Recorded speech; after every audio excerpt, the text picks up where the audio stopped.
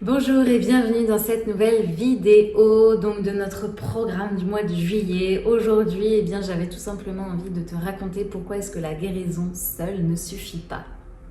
Alors si tu me découvres, je t'invite déjà à t'abonner à la chaîne, comme ça tu auras les notifications dès que les prochaines vidéos sortiront, parce qu'il va y en avoir beaucoup sur le sujet.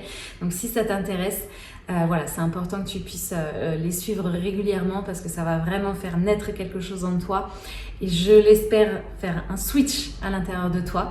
Et puis si tu me découvres, tu ne me connais pas encore, moi c'est Aurélia Riquebuche, je suis thérapeute spirituelle et mon job c'est de te guider, de t'accompagner à comprendre d'où proviennent toutes ces couches énergétiques qui te camouflent et qui t'empêchent d'être toi-même dans ta vie, qui t'empêchent de t'incarner pleinement, véritablement, de te sentir aligné et tout simplement vibrante, vivante dans cette vie. Tu te sens sereine parce que malgré toutes les épreuves, tu sais que tu vas les traverser et tu sais que plus tu chemines et plus tu chemines vers toi-même. Et ça, c'est le but d'une vie, c'est une sensation d'accomplissement qui ne peut même pas se décrire. Tu sais, parfois, tu as des moments où tu sais exactement ce que tu dois faire, mais tu n'arrives pas à passer à l'action. C'est pas de la flemme, c'est pas un manque de motivation, mais c'est comme un truc qui te fige en fait, un mur invisible et tu sais pas pourquoi tu bloques alors que tu as bien compris, mais c'est plus fort que toi, tu n'arrives pas à dépasser le truc. Alors justement, comprendre, ça suffit pas. Il y a un peu cette illusion dans le développement personnel, c'est que ok, c'est bon, t'as compris, maintenant t'as juste à changer tes croyances et à sortir de ta zone de confort. Non en fait. Comprendre, c'est pas juste guérir. Comprendre, c'est juste le début du processus. C'est très bien, attention, mais l'action, elle vient quand il y a quelque chose qui a été libéré en profondeur, quand énergétiquement, tu arrêtes de vibrer toujours sur la même chose. Sinon, c'est encore une fois qu'un contrôle mental pour gérer tes croyances mentales et t'occulte tout le reste, toutes tes spécificités, tout ce qui fait qu'on est des êtres humains, on n'est pas qu'un mental en fait. Si tu ne travailles pas dans toutes les sphères de ta vie, dans tous tes corps en fait, si tu n'as pas conscience de la construction de l'être humain qui n'est pas juste qu'un mental, c'est dommage parce que ça va te prendre plus de temps et tu vas être encore dans une forme de contrôle qui va alimenter le contrôle et en fait c'est le serpent qui se mord la queue. Donc il y a besoin de prendre conscience que on est aussi des émotions, on est aussi de l'énergie, on est aussi un corps physique et qu'il y a besoin aussi de travailler aussi là-dedans et que souvent c'est un petit quelque chose, c'est une émotion, c'est une mémoire, c'est une peur qui est logée dans le corps. C'est un lien transgénérationnel, c'est pas dans ta tête. Donc, t'auras beau aller voir dans ta tête, il manque des informations pour résoudre le problème, en fait, tu vois.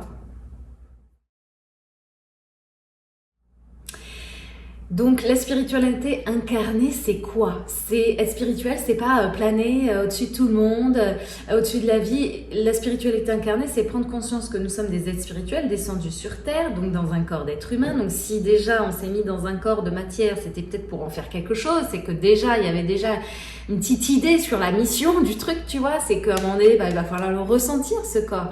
Et donc, il va falloir les ressentir, ces émotions. Les émotions, c'est un truc qui est profondément humain, en fait. Donc, oui, on est des êtres spirituels, mais à quoi ça sert de dire moi je viens des étoiles et blablabla?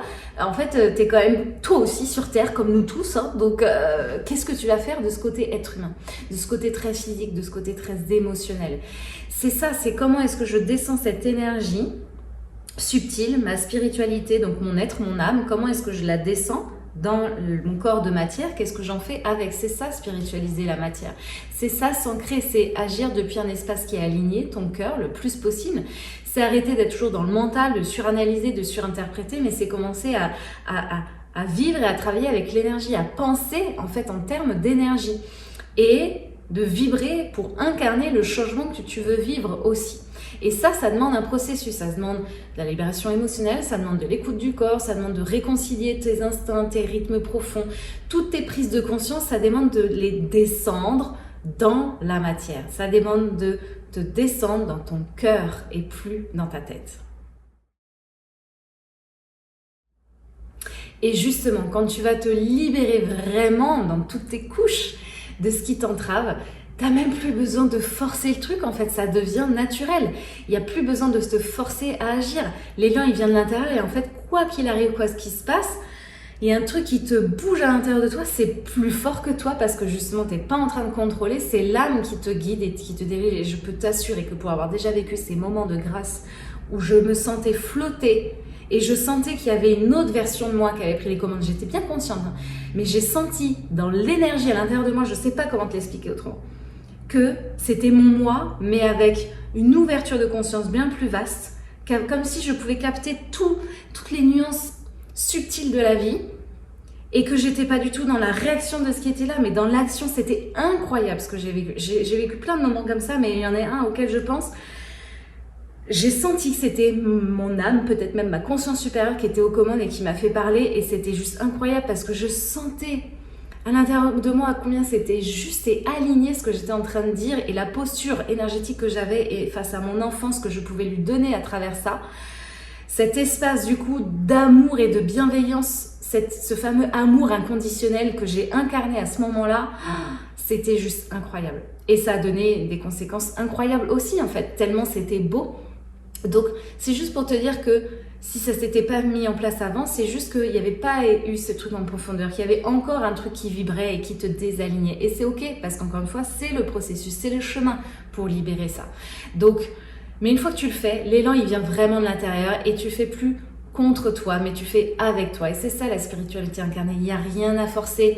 C'est pas méditer pour fuir la réalité. C'est pas... c'est juste pour mieux revenir à toi-même et mieux ressentir ce qui se passe à l'intérieur de toi et justement arrêter de te fuir. Et c'est ça être clairvoyant avec soi-même, hein. C'est pas vous lire l'avenir. Un troisième œil, c'est la clairvoyance, c'est déjà voir clair à l'intérieur de soi. En fait, c'est la base. C'est danser avec la vie, peu importe ce qu'elle t'apporte, qu'il fasse beau, qu'il fasse soleil ou qu'il y ait de la pluie. En fait, c'est apprendre à te détacher un peu de tous ces trucs extérieurs et juste ressentir, ok, avec ce qui est là, comment est-ce que j'agis moi en conscience ? Je m'adapte plutôt que de lutter contre, en fait, je vis avec. C'est ça que j'enseigne dans mon mentorat, c'est d'apprendre, pas à juste comprendre, mais à incarner en fait cette nouvelle énergie. Souvent on me dit oui, mais j'ai fait un soin énergétique, on m'a libérée, mais je comprends pas, il n'y a rien qui s'est passé derrière.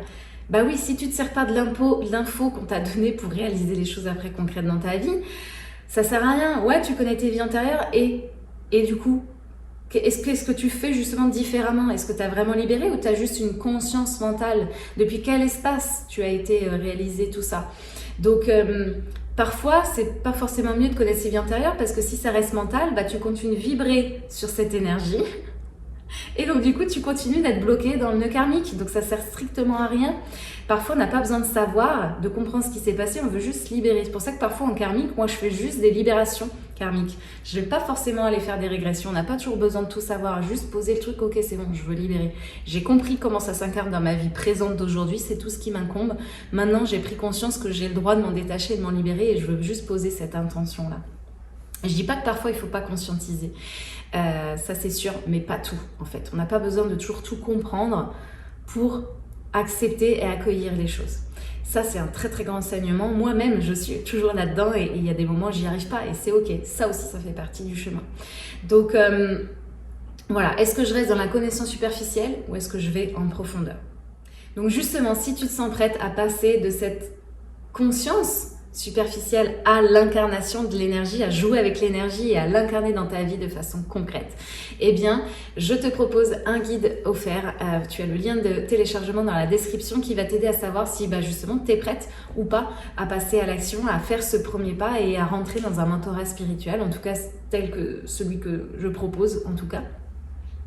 Voilà, c'est un peu une boussole qui va te permettre de ressentir si effectivement c'est le moment pour toi de réaliser ce travail en profondeur, d'aller dans ton corps, de te sentir guidé et soutenu dans ce processus-là. Donc voilà, si jamais tu as des questions par rapport à la vidéo, s'il y a des choses qui ne sont pas claires, n'hésite pas à me le dire dans les commentaires, je serai toujours là pour y répondre. Je te remercie évidemment par avance pour tes likes et tes partages à la vidéo, ça m'aide beaucoup, donc merci. Et puis j'espère te revoir très vite dans une prochaine vidéo, peut-être même dès demain. Et d'ici là, voilà, n'hésite pas à re-regarder aussi les autres vidéos. Parfois, je peux parler des mêmes choses, mais avec d'autres mots, d'une autre façon. Et en fait, ton mental va dire « j'ai déjà entendu ».